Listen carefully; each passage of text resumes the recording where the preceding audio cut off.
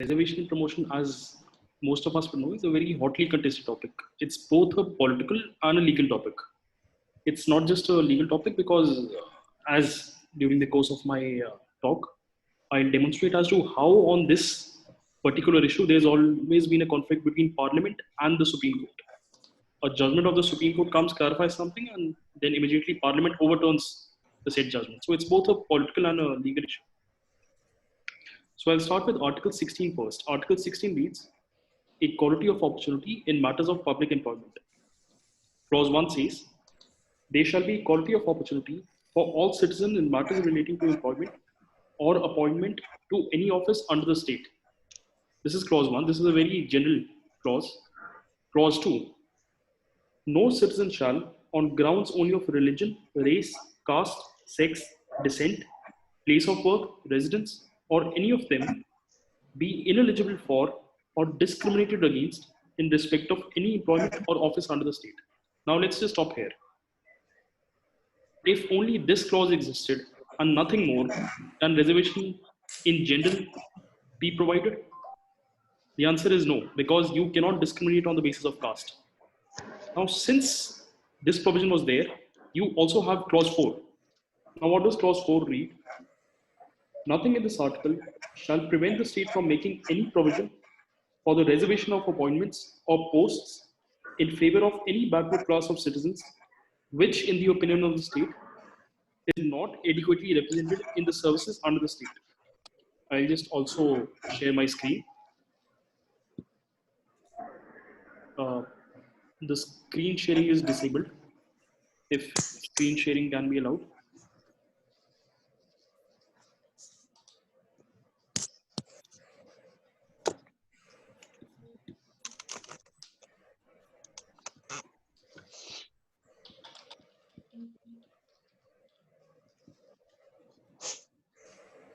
Yes. Can all of you see? Yes.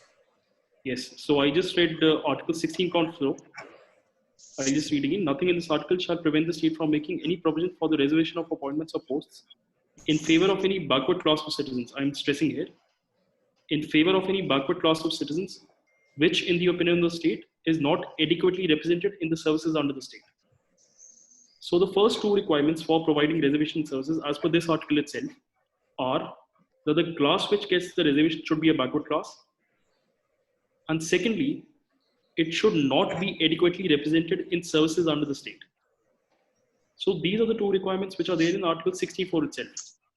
In order to provide for reservation, I'm not talking about promotion or recruitment. In order to provide for reservation in general, these two conditions need to be fulfilled.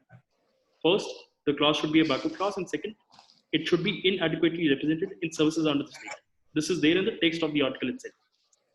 Now let's come to another interesting article, which is Article 335 of the Constitution. Article 335 of the Constitution reads, the claims of the members of the scheduled castes and scheduled tribes shall be taken into consideration consistently with the maintenance of efficiency of administration in the making of appointments to services and posts in connection with the affairs of the union or of a state. So what this article means is that you can provide for reservation for SC/ST, provided you don't compromise on the efficiency of administration. So this is again a very important article of the Constitution, which is often neglected in our debate and discussion on reservations. So this article is there. I'm not going to the amendments right now. I'm just telling you the text of the Constitution as it stood when it was formed, when it was enacted on 26 November 1949. This was what the text of the Constitution was. Article 64 said backward class and inadequate representation. 335 said that efficiency of administration should not be compromised. Now let's come to the case of Indira Sahni. Indira Sahni, Indira Sahni dealt with a lot of aspects. It's a very lengthy judgment. It's given by a 9-judge bench of the Supreme Court. But Indira Sahni came in the backdrop of the Narasimha Rao government deciding to give 27% reservation to backward classes of citizens. So earlier you just had reservations for scheduled caste and scheduled tribes. In 1991, 1992, the Narasimha Rao government decided that we'll also give 27% reservation to other backward classes or OBCs. So that circular of the Narasimha Rao government was up in challenge before Indira Sahni. Indira Sahni dealt with a lot of aspects. I'm just focusing on one or two aspects here. The first aspect is that Indira Sahni said that you cannot be given reservation in promotions.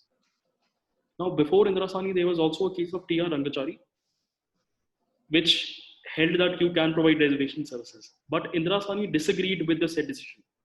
It said that crutches cannot be provided throughout one's career, and that the text of Article 64 itself prohibited one from giving reservations in promotion. This is what Indira Sahni said. So it also held that doing so would imply creation of a separate cadre and would fast track their progress in the establishment. There means the scheduled caste and the scheduled tribes and the other backward classes. Moreover, it would give them a short way of promotion wherein their will to work, compete, and excel would be diminished. Thereafter, it would lead to leapfrogging, and that wouldn't be in the interest of efficiency or the larger interest of the nation. So what Indira Sahni did was it read 335 in 64 itself. It said that if you're providing reservation services, you're compromising with the efficiency of administration. That's what Indira Sahni, a 9-judge bench of the Supreme Court, said. There was also a split in the judgment. It was Indira Sahni was a judgment which was divided in the ratio of 6:3. 6 said that reservation promotions cannot be given, and 3 said that reservation promotion can be given. Now the thing is, reservation promotion was already happening before Indira Sahni came about. So there was again apprehension that all reservation promotions which have happened till Indira Sahni will be negated because of Indira Sahni. So Indira Sahni said that till 5 years, you can have reservation promotions, but after 5 years, reservation promotions have to go. Now let's see what happens after that. Now, in the year 1995, the 77th Amendment Act was passed. I'll just read what the 77th Constitutional Amendment Act did. 77th Constitutional Amendment Act introduced Article 16(4)(a) in the Constitution. Now, 16(4)(a), as introduced by the 77th Amendment, reads, "Nothing in this article shall prevent the state from making any provision for reservation in matters of promotion to any class or classes of posts in the services under the state in the favor of scheduled caste and scheduled tribe, which in the opinion of the state are not adequately represented in services under the state." So it brought about an enabling provision. I'm stressing on the word enabling provision here because the last judgment which I'll discuss, which is the Mukesh Kumar judgment, which came in this year itself, specifically discussed that 16(4)(a) is just an enabling provision. But anyway, 16(4)(a) permitted the state to provide for reservation promotions only for SCs and STs, not for other backward classes. So till date, you cannot have reservations and promotions for other backward classes.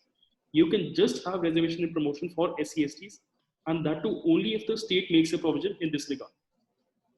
This is what was done to nullify Indira Sahni by way of the 77th Amendment Act. But things don't end here. What happens after reservation promotion is constitutionally recognized is that a situation comes about where a reserved category candidate who is promoted over his general class counterparts becomes their senior due to earlier promotion. Now, I'll just give an example in this regard. I'll take the example of the engineering department. Engineering department, as far as gazetted posts are concerned, starts at the STO level, which is a subdivisional officer or subdivisional engineer. The next promotional post is that of an executive engineer. Now, let's assume 100 or 10 STOs are recruited at the same time. Out of them, 2 are reserve category candidates. Since they occupy the reserve category post, their merit will be lower than the general category candidates who are above them. 8 general category candidates who are above them. Because of reservation promotion, the 2 general category candidates are promoted earlier. Then let's assume over and above the first senior most general category candidate. Now, when the senior general category candidate is promoted to the XCN level, he becomes lower in seniority to the earlier promoted reserve category candidate. This is because in certain states, consequential seniority was being given to reserve category candidates. Now, this again reached the Supreme Court, and Supreme Court was asked to rule upon this concept of consequential seniority. Consequential seniority is when you are promoted to the next higher promotional post, you gain the seniority of that post. Your seniority in the feeder cadre diminishes or goes away altogether. So this came up in Virpal Singh and Ajit Singh. Ajit Singh is a case from Punjab itself. In these 2 cases, the court held that scheduled caste and scheduled tribe candidates cannot gain consequential seniority. They came up with something called the catch-up rule. Now, what does catch-up rule mean? This rule means that senior general category candidates who are promoted after SC/ST candidates will regain their seniority over such reserve candidates who were promoted earlier. I just read para 16 of Ajit Singh Janjua's case. Ajit Singh is also divided in two parts: Ajit Singh 1 and Ajit Singh 2. Ajit Singh 1 came about in the year 1986. Then subsequently, a lot of interlocutory applications were filed for clarification of Ajit Singh 1. Thereabout came Ajit Singh 2, which is a 5-judge bench decision of the Honorable Supreme Court. In Ajit Singh 1, para 16, Supreme Court specifically states, we respectfully concur with the view in Union of India versus Veerpal Singh Chauhan that seniority between reserve category candidates and general category candidates in the promoted category shall continue to be governed by their panel position. That is with reference to their inter se seniority in the lower grade. The rule of reservation gives accelerated promotion, but it does not give the accelerated consequential seniority. If a scheduled caste, scheduled tribe candidate is promoted earlier because of the rule of reservation roster, and a senior belonging to the general category candidate is promoted later to that higher grade, the general category candidate shall regain his seniority over such earlier promoted scheduled caste, scheduled tribe candidate. Now, again, taking the example of the engineering department itself, I'll tell you what the catch-up rule means. If a scheduled caste subdivision engineer is promoted to the next post of executive engineer because of reservations and promotion, then the one who was senior to him in the STO cadre, the general category candidates who were senior to him in the STO cadre, when he is promoted to XCN in the natural course, he will become senior to the earlier promoted reserve category candidate in the XCN cadre. This is what catch-up rule means, that you will regain your seniority in the feeder cadre from which you were promoted to the next higher promotion post. This is the concept of catch-up rule, which the Supreme Court in Veerpal Singh and Ajit Singh held to be a valid rule. And Supreme Court said that reservation promotion does not imply consequential seniority. This was again reiterated in Ajit Singh 2, which came about in the year 1999. So catch-up rule as it stands is a valid rule. But let's see what happens after that. Now, after Ajit Singh 1, which came about in the year 1996, there was another case of Vinod Kumar Sinha.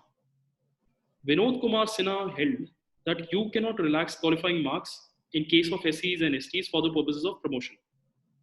This was what Vinod Kumar Sinha held, that marks cannot be relaxed for the purposes of promotion qua SC and ST candidates. Now, after this, after Vinod Kumar Sinha, Ajit Singh and Veerpal Singh, 2 amendments were brought about in the year 2000. The first was the 81st Amendment Act, 2000. Should I zoom or are you able to read? It's fine. It's fine. I'll also zoom in a little. Okay. So the first was the 81st Amendment Act, which allowed the state to carry forward unfulfilled vacancies from previous years and hence reach the 50% limit. Now, I'll also elaborate a little on the 50% limit. The 50% limit on reservations was brought about by the Supreme Court in this case called Balaji, M.R. Balaji versus State of Madras. Supreme Court said that reservation is an exception to the principle of equality. An exception cannot always override the general norm of equality. And that's how it came about, the limit of 50% in M.R. Balaji. In Indira Sani, this 50% limit was reiterated. Now, what was happening was, in certain cases, this 50% limit was breached. How? Because let's assume in a specific recruitment year, 100 vacancies are advertised. And out of that, let's assume 20 vacancies are for the reserve category candidates, SCs and STs. Now, for some reason or the other, these 20 vacancies are not filled. Reserve category vacancies are not filled. Out of them, only 10 are filled. So next year, what you do is, next year, you carry forward these vacancies. Next year, let's assume again 100 vacancies are being advertised. And you add the previous 10 of the previous year. So therefore, you make it 110. Now, out of 110, 30 vacancies are being reserved. Now, 30 vacancies distorts the 20% limit. If you have 30 vacancies out of a pool of 110, you distort the 20% limit. And therefore, this question came up for consideration before the Supreme Court as to whether you can breach the 50% limit or not if you carry forward the unfulfilled vacancies of the previous years. In Indira Sani, the court said you cannot breach the 50% limit, no matter what. 50% is cast in stone. In a specific year, if you're advertising 100 vacancies, you cannot reserve more than 50 vacancies, even if you're carrying forward vacancies of the previous year. This is what Indira Sahni also said. So 81st Amendment added Article 16 Clause 4B in the Constitution. What does 16.4b read? 16.4b reads, nothing in this article shall prevent the state from considering any unfilled vacancies of a year which are reserved for being filled up in that year in accordance with any provision for reservation made under Clause 4 or Clause 4A as a separate class of vacancies to be filled up in any succeeding year or years, and such class of vacancies shall not be considered together with the vacancies of the year in which they are being filled up for determining the ceiling of 50% reservation on total number of vacancies of that year. So this allowed the state to breach the 50% limit, provided only under one circumstance, provided you are carrying forward vacancies of the previous years. Those carry forward vacancies shall not be counted for the purposes of determining the 50% limit. This is what this article specified, 16.4b, which was added to the Constitution by the 81st Amendment Act. Now let's come to the 82nd Amendment Act. 82nd Amendment Act is also quite interesting. 82nd Amendment Act was brought about to overturn Vinod Kumar Sinha. Vinod Kumar Sinha held that you cannot relax qualifying marks for SCs and STs in matters of promotion. Now, 82nd Amendment Act added a proviso to 335. What does the proviso read?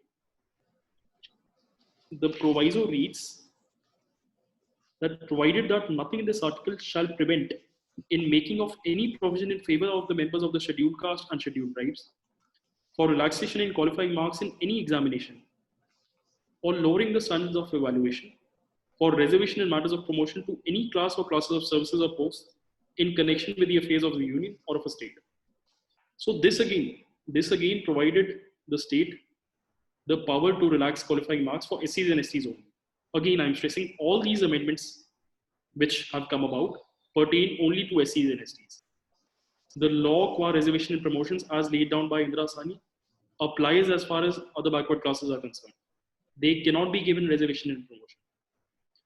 The relaxation by the four Constitution 77th Amendment, 81st Amendment, 82nd Amendment was only given to scheduled castes and scheduled tribes, not to other backward classes.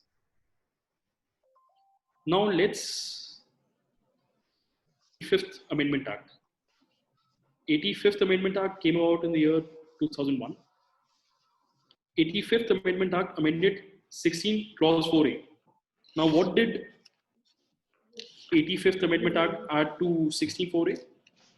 It added the terms consequential seniority to Article 16.4A. So Article 16.4A as it stands now reads, nothing in this article shall prevent the state from making any provision for reservation in matters of promotion with consequential seniority to any class or classes of posts in the services under the state in favor of the scheduled caste and scheduled tribes, which in the opinion of the state are not adequately represented in the services under the state.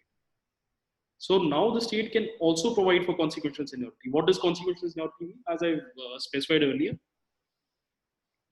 what used to happen earlier because of Ajit Singh and Veerpal Singh was that when a senior general category candidate was promoted to the next higher post, next higher promotion post, he would become senior to his juniors in the reserve category who were promoted earlier to him. This was known as the catch-up rule. They would catch up their seniority in the feeder cadre. But now 16.4A permitted the state to provide for consequential seniority, which is that when a scheduled caste or scheduled tribe category candidate is promoted to the next higher post, his seniority will be reckoned from the date of promotion in the next higher promotion post rather than his seniority in the feeder cadre. So that is how seniority will be determined if the state provides for consequential seniority. Again, I am stressing that 16.4A is just an enabling provision until unless the respective state or the union doesn't make a provision for consequential seniority. The law as stated by the Supreme Court in Veerpal Singh and Ajit Singh applies. So a provision has to be made in the necessary service rules, or like in the case of Punjab, we have the Reservation Services Act 2006. No provision for consequential seniority is made in Punjab, for instance. So consequential seniority cannot be claimed as a matter of right in Punjab because the Punjab legislature has not made a provision in that regard. Now all these amendments, your 77th Amendment, which provided for reservation and promotions, your 81st Amendment, which brought about Article 16.4b, as per which you could carry forward the vacancies of the previous years and not reach the 50% limit. The 82nd Amendment, which brought about a change in Article 335 and said that you can relax qualifying marks for the purposes of promotion. And the 85th Amendment, which introduced the term consequential seniority in Article 16(4)(a), was challenged in Nagaraj, M. Nagaraj versus State of Karnataka. This is a judgment by a 5-judge bench of the Honorable Supreme Court. Again, very, very important and seminal judgment when it comes to reservations and promotions. Now, this judgment upheld the constitutional validity of all the 4 amendments, but it introduced certain riders which the state was bound to keep in mind while providing for reservations and also reservations in promotions. Now, the first rider, which is there in Article 16, Clause 4 itself, that the state had to prove that the class which was being provided reservation was a backward class. How does state prove that a class is backward class? By having quantifiable data. Second, this rider is again there in 16(4) itself, that there was a need to prove that the class which was being granted reservation was inadequately represented in services under the state or the union. So second requirement is that of proving inadequate representation. And third requirement was that you had to ensure that administrative efficiency was not compromised, because that is again there in Article 335 itself. So these 3 riders were put by the Honorable Supreme Court in M. Nagaraj versus State of Karnataka. I won't be discussing the concept of creamy layer right now. I'll come to the concept of creamy layer at a later stage and whether it applies to SCSTs. But anyway, these were the 3 riders which were put by the Honorable Supreme Court in M. Nagaraj versus Union of India. M. Nagaraj also said that you had to ensure that the ceiling limit of 50% was not breached, or you do not destroy the creamy layer principle. Just telling you in brief what the creamy layer principle is. Indira Sahni versus Union of India introduced this concept of creamy layer, but Indira Sahni introduced this only for other backward classes, not for SCSTs. And how was the creamy layer supposed to be identified? By fixation of proper income, property, or status criteria by the central government. Now, as of now, if any other backward classes income is above 8 lakhs, he's automatically included within the definition of creamy layer, and therefore he's not entitled to get the benefits of reservation. Also, the sons and daughters of Group A, Class 1 officers of the Class All India Services, State Services, Direct Recruits, Group B, Class 2 officers of Central and State Services, employees of PSUs, armed forces fall within the creamy layer. So they also fall within the creamy layer. This concept of creamy layer was introduced in Indira Sahni, applied only to other backward classes.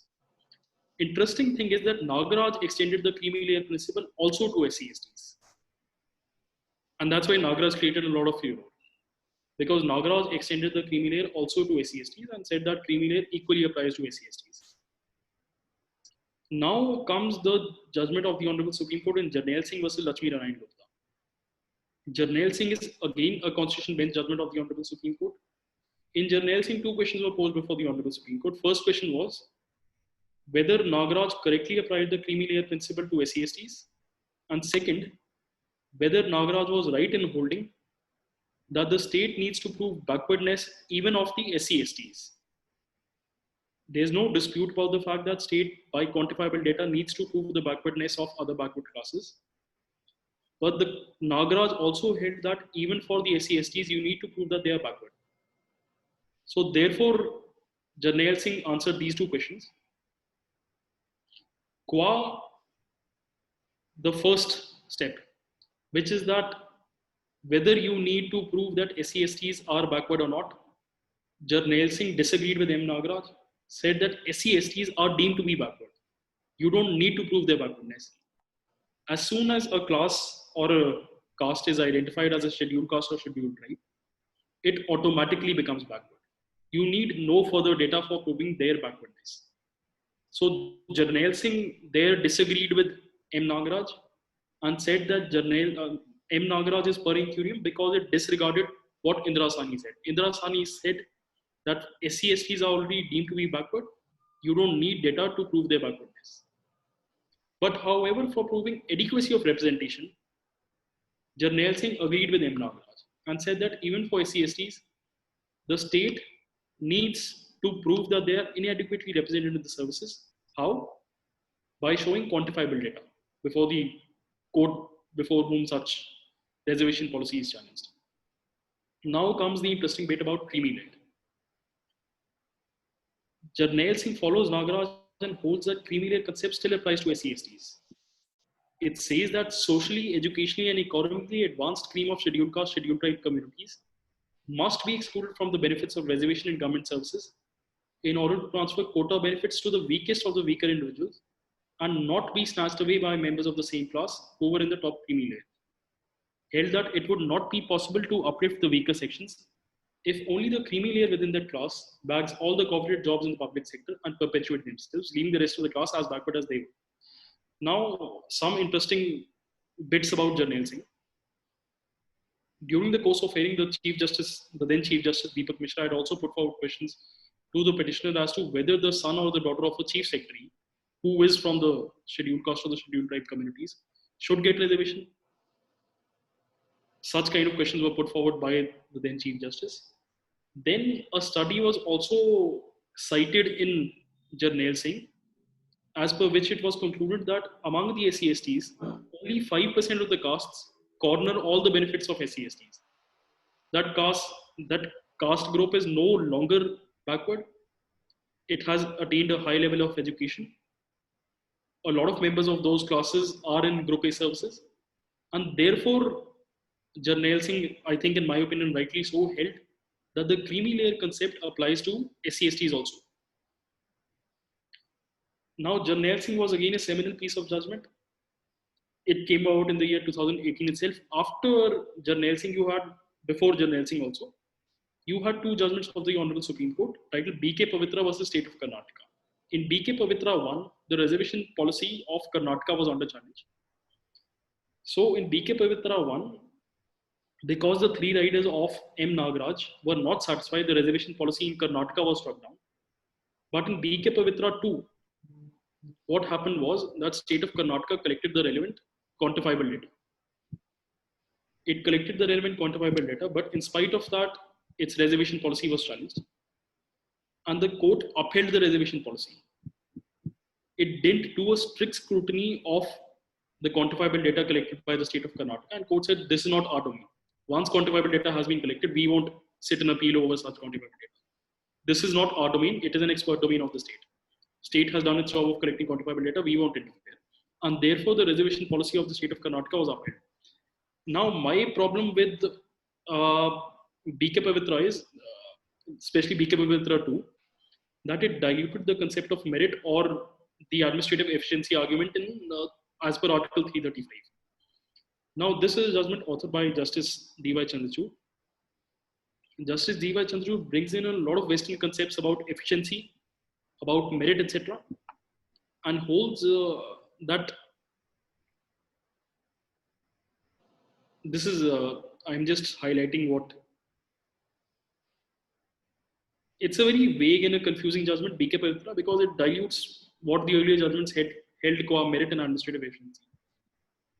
So the interpretation of Article 335 was given a nuanced understanding, wherein it was held that efficiency included ensuring those segments of society which have had a history of prejudice, discrimination, and oppression. The argument taken was that inclusion of such a segment was essential to efficiency.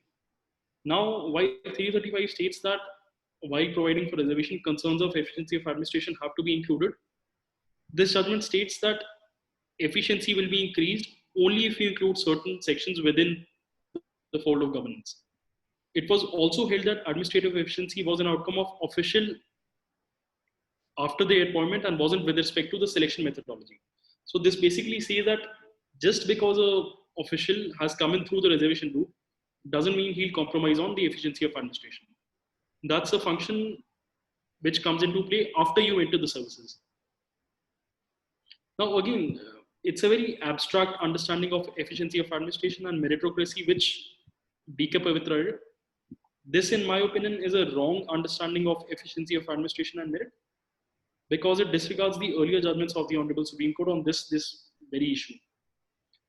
Now, the last judgment which I'll be touching upon is the Mukesh Kumar judgment. Mukesh Kumar versus State of Uttarakhand. Now, Mukesh Kumar versus State of Uttarakhand is an interesting judgment. The state of Uttarakhand doesn't have a policy of reservation and promotion for SC/STs. Now, certain SC/ST groups filed a petition in the Uttarakhand High Court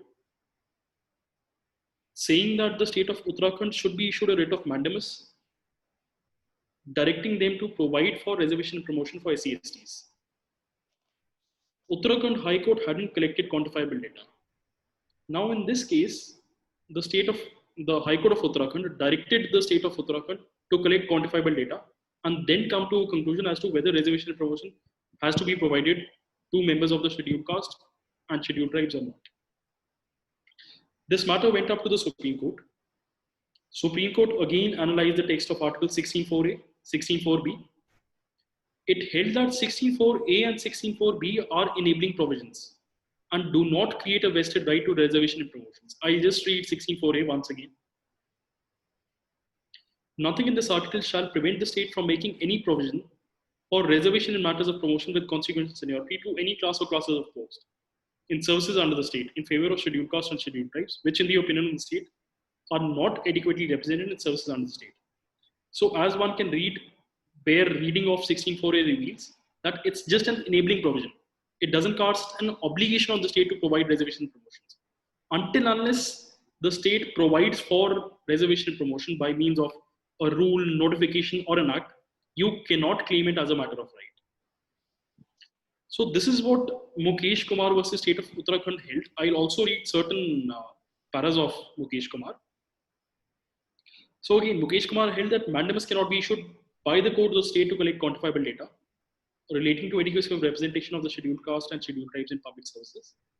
When they want to reserve some promotions, then they ought to collect quantifiable data. So quantifiable data is a justifying factor for reservation and promotions. If you've decided not to give reservation promotions, no one can direct you to collect quantifiable data. This is what Mukesh Kumar held.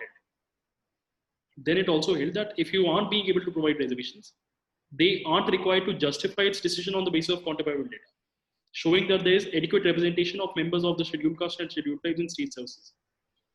So in simpler words, what this means is that even if there's let's assume that even if a petitioner proves by showing data that there's inadequate representation of scheduled caste and scheduled tribes in services under the state, can you direct the state to collect quantifiable data? Can you direct the state to provide reservation promotions? No. This court said, even if there's inadequate representation, you cannot direct the state to provide for reservation and promotions because it is not a fundamental right. So this reads, even if the underrepresentation of scheduled castes and scheduled tribes in public services is brought to the notice of the court, no mandamus can be issued by this court to the state government to provide reservation. Now this is the exact quote. In view of the law laid down by this court, there is no doubt that the state government is not bound to make reservations. There is no fundamental right which inheres in an individual to claim reservations and promotions. No mandamus can be issued by the court directing the state government to provide reservations. It is abundantly clear from the judgments of this court in Indira Sami, Ajit Singh 2, M. Nagaraj and Jarnail Singh that Articles 16.4 and 16.4a are enabling provisions, and the collection of quantifiable data showing inadequacy of representation of scheduled castes and scheduled tribes in public service is a sine qua non for providing reservations and promotions. The data to be collected by the state government is only to justify reservation to be made in the matter of appointment or promotion to public posts according to 16.4 and 16.4a of the Constitution. As such, collection of data regarding the inadequate representation of the members of the scheduled caste and scheduled tribes, as noted above, is a prerequisite for providing reservations and is not required when the state decided not to provide reservations.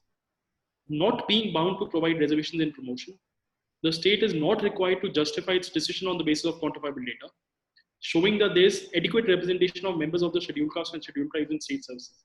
This is important because if the state has come to a conclusion that reservation and promotion is not to be provided, is it supposed to justify its decision on the basis that there is adequate representation of scheduled caste and scheduled tribes? No. You are not required to justify by quantifiable data that there is adequate representation of scheduled caste and scheduled tribes in services, and therefore I'm not providing reservations in services. This is not what the text of 16.4a says. So even if the underrepresentation of scheduled castes and scheduled tribes in public services is brought to the notice of this court, no mandamus can be issued by this court to the state government to provide reservation in light of the law laid down by this court in C.A. Rajendran and Suresh Chandra. Therefore, the direction given by the High Court that the state government should first collect data regarding the adequacy or inadequacy of representation of scheduled castes and scheduled tribes in government services, on the basis of which the state government should take a decision whether or not to provide reservation in promotion, is contrary to the law laid down by this court and is accordingly set aside. So the judgment of the Uttarakhand High Court was accordingly set aside in Mukesh Kumar. Mukesh Kumar is by a two-judge bench of the Honorable Supreme Court. Now, this caused a lot of furor in Parliament. Why? Because even though it was settled that 16.4 is just an enabling provision, a lot of people were under the misconception that reservation in promotion and reservation in general is a fundamental right under the Indian Constitution. So this misconception stood demolished by the Supreme Court in Mukesh Kumar's case. And because of this, a lot of politics happened in Parliament. And as Padam sir rightly mentioned in the last webinar, that had the lockdown not been imposed, I am also of the opinion that people would have come out on the streets saying that reservation should be made a matter of fundamental right. It should not be left to the whims and fancies of the concerned state government. But fortunately, this didn't happen. And there was by and large calm and peace. Other than furor inside the Parliament, nothing much happened outside the Parliament. So with this, I'll conclude by guessing there'll be a lot of doubts on this very specific issue. It's a very technical issue. It has a lot of political history. I can also speak more on the Backward Classes Commission, the Mandal Commission, the Kaka Kalekar Commission, if anyone wants, but that is not qua SCs and STs, that is qua backward classes of citizens. Then I can also point out certain objections I have to the jurisprudence of the Supreme Court, which they have developed on specifically identifying backward classes. And I'm open to any sort of questions, or I can also, as I said, speak more on these topics. Yes, can you just end the screen, Sarthak, please? Yes, sure.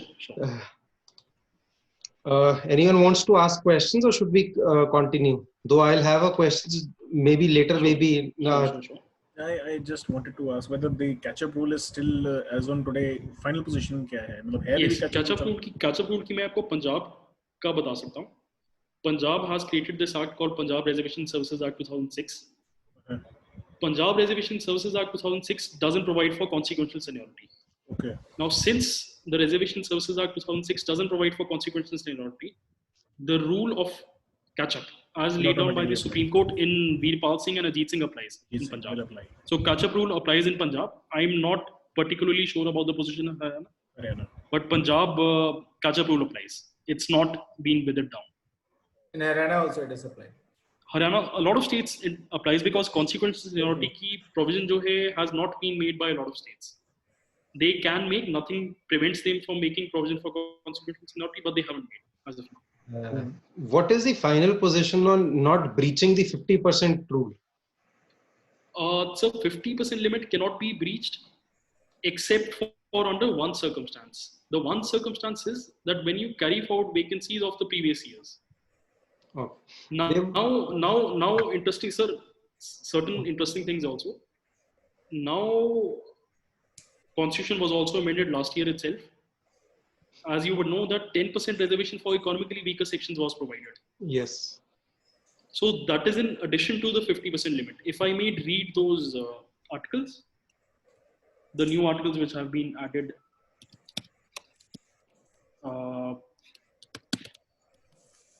But that's again reservation for general category, and that article itself says that 50% limit ke over and above the 10% reservation for economically weaker sections. The constitutionality of that amendment has also been challenged in the Supreme Court. That currently is pending. Because the question in that case will be whether 50% limit is a part of the basic structure of the Constitution or not. Because constitutional amendments can only be struck down on one basis, that is basic structure of the Constitution being violated. Now, it is not clear whether the 50% limit is part of the basic structure or not. Then what a lot of states were doing was they used to put reservation articles in the 9th schedule of the Constitution. That's right. That's the next question I was about to ask. Yes. This is what they wanted to bypass by putting in the that in the 9th schedule, and then they said that we could. Even I think states, Kerala or Karnataka did it probably. Maharashtra mein the reservation has exceeded 50%. Tamil Nadu mein it's exceeded 50%. This is happening, and even I think Chhattisgarh or Jharkhand also this is happening. So in my opinion, they put it in schedule. Yes. So interesting part is ninth schedule is also a very interesting provision of the constitution. Maharashtra is not put in ninth schedule, I guess. Maharashtra, yes sir. Maharashtra is not put it in ninth schedule. It has Maharashtra, okay. It has breached 50%, and in High Court the judgment, the legislation has been upheld. And now जो ये 50% का rule है ना विशाल जी, is basically rule for socially backward class reservations, meaning there आप cast के basis पे 50% से ऊपर रिजर्वेशन नहीं देंगे. Otherwise, other reservations are always there right from the beginning. Tamil Nadu was giving reservation to non-Brahmins. It was more than 68%, and it was brought under the 9th schedule. They are rightly saying so. Maharashtra में जो breach किया है इन्होंने caste based पे breach नहीं है वो, but they have given other reservations which is around 36%. Same is in the Rajasthan and in Gujarat. Rajasthan में 54% के करीब रिजर्वेशन दे रखी है, तमिलनाडु में 69%, गुजरात में 59% के करीब है. बट किसी भी स्टेट के अंदर on the basis of caste itself reservation is not exceeding 50%. तो उसी के अंदर जो ये इकोनॉमिकल रिजर्वेशन आई है ना 10%, अब जो इन्होंने इकोनॉमिक रिजर्वेशन भी कर दी है, वो इकोनॉमिक रिजर्वेशन जो है उसके अंदर भी इनका जो बेसिक आर्गुमेंट था वो यही था कि रिजर्वेशन जो है it doesn't breach the caste criterias.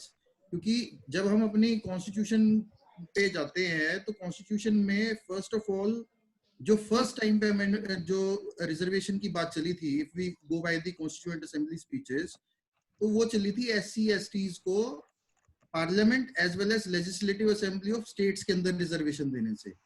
फिर वो आ गया कि इनको रिप्रेजेंटेशन होनी चाहिए अपने क्या नाम कहते हैं एग्जीक्यूटिव फंक्शंस के अंदर भी, सर्विसेज के अंदर भी रिजर्वेशन होनी चाहिए. इस पे मैं थोड़ा सा एक चीज पॉइंट आउट करना चाहूंगा. सो रिजर्वेशन फॉर एससी एसटीज जो है वो आपकी आर्टिकल 340 के अंडर है, under the legislative assembly and parliament. But जो 16(4) में टर्म यूज्ड है अनअमेंडेड कॉन्स्टिट्यूशन में, it doesn't use the term SC ST, it says backward class. It says backward class of citizens. And when it was now my problem is both the Supreme Court and the Indian Parliament conflated these two concepts, backward class of citizens and SC/STs. जब ये basically क्या हुआ था, जब constituent assembly में debates हुई इस पे कि backward class will be a very vague term, it will be very difficult to understand what are the backward classes. Then they came with a provision कि we can always give certain caste under a schedule of constitution itself. So the caste which fall under the schedule of the constitution itself, they were called as scheduled castes and scheduled tribes. Central government में scheduled caste, scheduled tribes जो है उनकी reservation उस हिसाब से है. OBC क्या है और backward class का concept क्या है? इसमें मैं 341 article which defines what scheduled caste is. I'll just read. The president may, with respect to any state or union territory, and where it is a state, after consultation with the governor thereof, by public notification specify the castes, races, or tribes, or parts of or groups within the caste, races, or tribes, which shall, for the purposes of this constitution, be deemed to be scheduled caste in relation to that state or union territory as the case may be. So, जो president ने specify किए हैं, जिन castes को, races को, tribes को, they will be scheduled castes. Now the term used in 16(4) is backward class, and backward class has been defined separately under the constitution. Backward class क्या मतलब है? There is article 340 backward class defined करने के लिए. It says appointment of a commission to investigate the conditions of backward classes. The president may by order appoint a commission consisting of such person as he thinks fit to investigate the conditions of socially and educationally backward classes within the territory of India and the difficulties under which they labor, and to make recommendations as to the steps that should be taken by the union or any state to remove such difficulties and to improve their condition, and as to the grants that should be made for the purposes by the union or the state and the conditions subject to which such grants should be made. So 340 के अंदर आपके backward classes defined है as socially and educationally backward classes, and I think this is the reading which should be there in 16(4). scheduled caste and scheduled tribes should not automatically be understood to mean backward classes. This is a mistake which Indira Sahni did, in my opinion. Because They said scheduled caste, they're deemed to be. yeah, they said they'll be deemed to be backward classes. Backward class is a larger concept. Backward class is a larger concept. I think it's a smaller concept, which this comes is a out smaller. This is a smaller concept. So I think even for the purposes of 16.4, SC/ST की भी backwardness आपको prove करनी ही होगी. Because 16.4 में scheduled caste और scheduled tribe की जगह backward class इसलिए use किया backward class, ताकि जब state legislature अपने particular rules बना रहे हो, तब service rules बनाते हुए वो backward class में औरों को भी जगह दे सके, जो कि starting से होता आया. OBC होने से पहले भी backward classes को इन्होंने रिप्रेजेंटेशन स्टेट्स ने अपने लेवल पे अलग तरीके से दी है. हाँ सर, मेरी ओनली ऑब्जेक्शन इज कि बैकवर्ड क्लासेस को आइडेंटिफाई करने की मेथोडोलॉजी डिफरेंट है. शेड्यूल कास्ट और शेड्यूल ट्राइब्स को जो क्लासेस हैं उनको शेड्यूल कास्ट और शेड्यूल कास्ट वो 1950 से वही लिस्ट है, उसमें 5-10 ज्यादा ऐड हुए. बिल्कुल और बैकवर्ड क्लासेस को डिटरमाइन करने की मेथोडोलॉजी ऑल टुगेदर डिफरेंट है. You have to see socially and educationally backward classes. So SCBCs हो सकता है कि backward ना हो. Socially and educationally backward classes. बिल्कुल. So should it be presumed that the reservation and creamy layer, in reservation and promotion and creamy layer would now as of today apply to SC, STs and OBCs?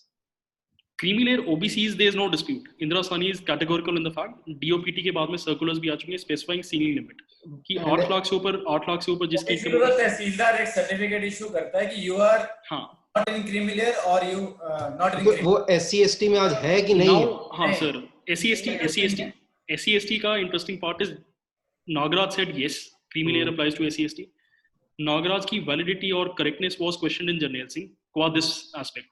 कि SC/ST को creamy layer apply होते नहीं होते हैं. जर्नैल सिंह में court set apply होता है, ठीक है. अब Jarnail Singh came about in the year 2018. उसके बाद a lot of contempt petitions were filed Jarnail Singh में ही, सेइंग कि सेंट्रल गवर्नमेंट ने अभी तक नोटिफाई नहीं किया क्रीमी लेयर का क्राइटेरिया SC/STs के लिए. Now those contempt petitions are pending and last date पे क्या हुआ उस केस में, लास्ट डेट पे the advocate for the petitioner was saying, so the one who has filed the contempt petition has filed it on behalf of SC/STs himself. He is saying कि भाई हम वो SC/STs हैं जो benefits नहीं ले पा रहे, ठीक है. We are the majority chunk of the SC/STs. हाँ, so it's a fight between SC/STs itself. They are saying that we are majority of the SC/STs who are not able to take the benefits. They are not implementing the judgment of the Jarnail Singh. और उसमें KK Venugopal, who is the Attorney General, makes a statement that Jarnail Singh is a wrong judgment and needs to be referred to a larger bench. But it was not. It was not. But contempt petition is pending right now. So if you ask me, as far as the law is concerned, Nagaraj says yes, creamy layer applies. Jarnail Singh says yes, creamy layer applies. 5-judge bench के judgment से practically doesn't apply. हाँ, but practically it's not applying. जब तक criteria नहीं define करोगे तब तक कैसे अप्लाई करोगे क्रीमी लेयर? हाँ, इसलिए बट जर्नैल सिंह मतलब नागराज फिर भी you can say it's a little bit ambiguous, but Jarnail Singh is absolutely 8 lakh आप इधर भी कर दो 8 लाख. हाँ, Jarnail Singh is absolutely crystal clear कि creamy layer applies. One more aspect. Yes sir. One more aspect and your take on that is, yes sir, the rule is that suppose someone applies under the reserved category, SC, ST, OBC, whatever. Yes sir. And in merit list there are 100 seats, he comes in top 10. Yes. So they consider him being given seat in general category and not in SC, ST. True. What is your take and why should it be like this? Once he's applied it under SC, ST, has sought to take benefit, why should he not be given the seat under SC, ST? So why should he be this question has also come up before the courts. I'll tell you what the law is in this regard. Now let's assume SC, ST की age limit किसी exam के लिए is 42 years. Let's take civil services exam for instance. In civil services exam, the general age limit is 32 years. If an SC/ST applies under the SC category, he is above 32 years of age, but he gets a score which is higher than the last general category candidate. In that case, he'll be considered in SC category only. Because if you've taken the benefit of an SC/ST at any stage, then you will be considered SC/ST only. You cannot take the benefit of both the worlds. But if in case, answering your question, if he hasn't taken the benefit of an SC/ST, then he'll be considered general only. I don't see any problem with that. Benefit तो पहले दिन ही ले लिया, जो 500 का form जो है उसको 50 रुपए का मिला. He's applied for it under SC/ST. He should have applied for under general category. I consider that. ये जनरल की सीट मारी जाती है, वो ज्यादा then it will not be reservation. But इसमें यही है, इसमें हो गया basically reservation was granted with the purpose कि इनकी adequate representation हो. Yes. अगर आपने उसको डाउन ही कर दिया कि 20% से ज्यादा लगेंगे ही नहीं, तो एडिक्वेट रिजर्वेशन कहां से, रिप्रेजेंटेशन कहां से आई? तो नीलेश जी, इसका मतलब ये भी नहीं है कि minimum reservation, there is no concept of minimum reservation also. No, it is minimum reservation कि at least 20% seat will go to them. That is reservation. But else is reservation. Suppose do every year 20% is filled up, because sometimes cases come in the court कि ये खाली लगी है seat ST/SC की, should be transferred. So इसमें adequacy of representation पे भी ना बहुत ज़्यादा debate हो चुकी है. What should be the benchmark? कि should you consider the total population of SC/STs in the entire country as the benchmark, or should you consider the total population of SC/STs in a certain state as the benchmark? In the certain state as the benchmark. और इस पे sir मेरे हिसाब से अभी judiciary is yet to give its final word कि what should be the unit for determining adequacy of representation. Because right now अभी क्या होता है, I think 17% reservation is for SCs centrally, I am saying, and 5-5.5% is for STs. 15 और 7.5 है ना, 22.5. 15 और 7.5, sorry, 15 और 7.5. So that has been determined on the basis of total population of SCs to the entire population of the country. But वही logic अगर आप OBCs में extend करो, that again breaches the 50% limit, and that's why OBCs keep saying that. That is why they are doing 27 minimum, 27 to 49 and हाँ sir 27 वो इसलिए क्या बनता तो ज्यादा है उनका वैसे. मैं वही कह रहा हूँ बनता तो ज्यादा है. That's why they keep saying कि 50% limit should be breached, because हमारी population जो है वो 27% से ज्यादा है. So again ये question has not been settled by the judiciary कि adequacy आप किस basis पे आप determine करो. Right now, Vishalji, more than 65% to 75% population in each and every state falls under the one reservation or another. One reservation or the other. That reservation cannot be closed now, because जब 75% आदमियों को reservation मिल रही है, तो आप उसको कैसे बंद कर दोगे? और अब ये 10% जो इकोनॉमिकल वीकर सेक्शन और ऐड कर दिया, तो इट विल बी अराउंड 85%.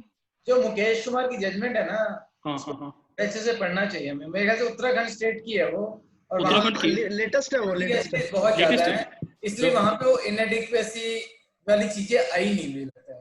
सो मुकेश कुमार की साइटेशन ये है 2020. ठीक है citation. Who is the author of the judgment? Justice Hemant Gupta, I think. Nageswara Rao and Hemant Gupta, ये बेंच था. नागेश्वर राव है, Hemant Gupta, justice Hemant Gupta. Basically, authored by demography है ना, वो भी अलग है वहाँ पे. Authored by, I will just tell you. Inadequacy, administrative efficiency, very. I think by the both they have given. It's authored by Justice Nageshwar Rao. Okay. And Nageshwar Rao, from what I am told, was a prolific service law lawyer in the Supreme Court. Yes. Okay. Nageshwar Rao was the authority on service law, Supreme Court. It is the latest. It came in February 2020. February 2020. February 7, 2020. But it says कि 16(4)(a) is not a fundamental right. It's an enabling provision. अगर state नहीं provide करती reservation, you cannot seek a mandamus against this. Even if there's inadequate representation of SC/STs.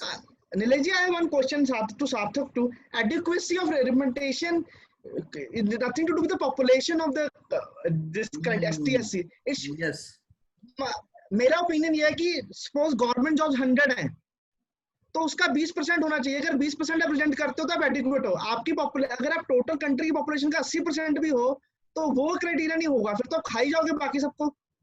Sir ये ना, I think ये question settle हुआ नहीं अभी. ठीक है कि आप पॉपुलेशन ऑफ स्टेट ना किसी ने उठाया कि एडिक्वेसी ऑफ रिप्रेजेंटेशन क्या होगी. देखो बेसिकली पता है क्या है पीयूष जी, कंसेप्ट दो थे उस टाइम पे. अगर तभी ना कॉन्स्टिट्यूशन समझने के लिए कॉन्स्टिट्यूशनल डिबेट्स जो है ना वो देखनी बड़ी जरूरी है. एडिक्वेट रिप्रेजेंटेशन उस टाइम पे जो था ना, वो उसके दो पर्पस थे। एक तो था एडवांसमेंट ऑफ एससीज एंड एसटीज, क्योंकि उस टाइम पे अनटचेबिलिटी जो था दैट वाज, जब आपको अपने पार्ट 3 के अंदर कॉन्स्टिट्यूशन के अंदर स्पेसिफिक आर्टिकल बनाना पड़ गया इसको खत्म करने के लिए अनटचेबिलिटी को, तो सोच लो कि उस टाइम पे कितना था और आज भी है।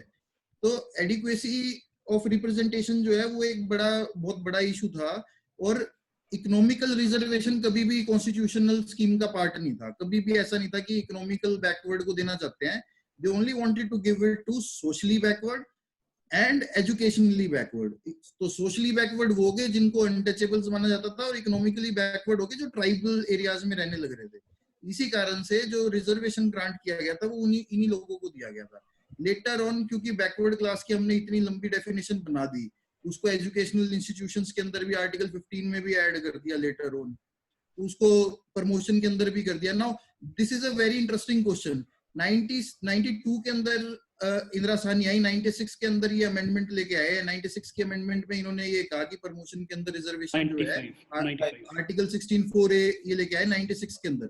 96 के अंदर 49 इयर्स हो गए थे हमारे को इंडिपेंडेंट हुए। अगर 49 इयर्स में भी आप एडिक्वेट रिप्रेजेंटेशन नहीं दे पाए किसी कम्युनिटी को, और आपको प्रमोशंस के अंदर उनको देनी पड़ रही है, तो यू हैव टू इंट्रोस्पेक्ट कि कहाँ पे गलती हुई है। अगर 50 इयर्स के बाद भी, और अब देखो 70 इयर्स के बाद, क्या हम जितना बुरा हाल हमारे देश का at the time of independence था उससे ज्यादा बुरा हाल है क्या आज?